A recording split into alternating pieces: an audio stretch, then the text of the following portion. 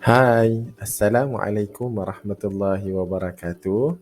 Rasanya belum terlambat untuk Cikgu Shah merakamkan ucapan salam kemerdekaan, selamat menyambut Hari Kebangsaan Malaysia yang ke-64 tahun.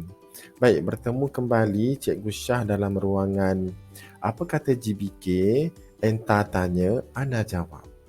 Baik, pada hari ini cikgu akan memberi ulasan terhadap pertanyaan-pertanyaan ataupun soalan-soalan rakan-rakan kamu.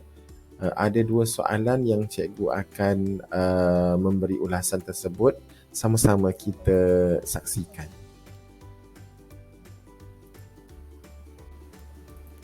Soalan yang sangat baik dari Umar Faqih, 3 proaktif. Mengapa kita perlu ada masa depan?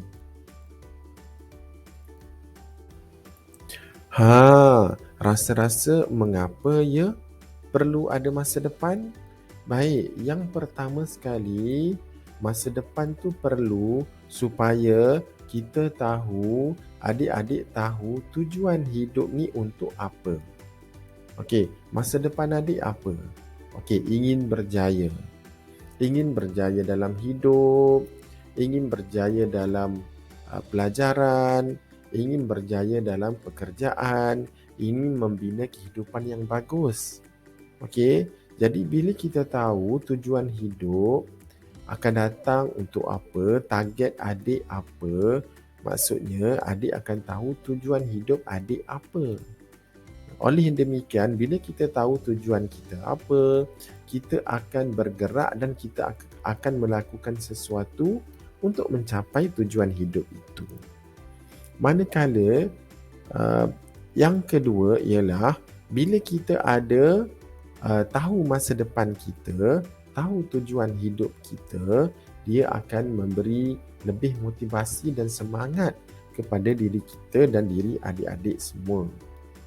Seterusnya, yang ketiga, bila kita tahu masa depan, bila kita tahu tujuan hidup, ada matlamat hidup, kehidupan kita tidak berlaku, tidak berlalu dengan sia-sia.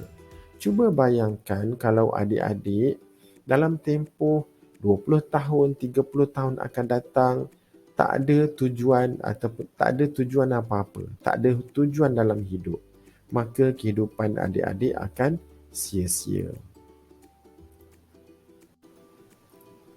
Seterusnya, soalan yang kedua dan yang terakhir untuk hari ini dari Aish Cempaka Adriana 4 Semarak.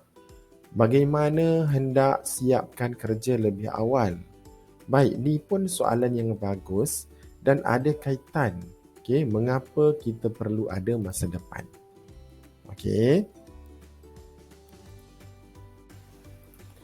Okey, bagaimana hendak siapkan kerja lebih awal?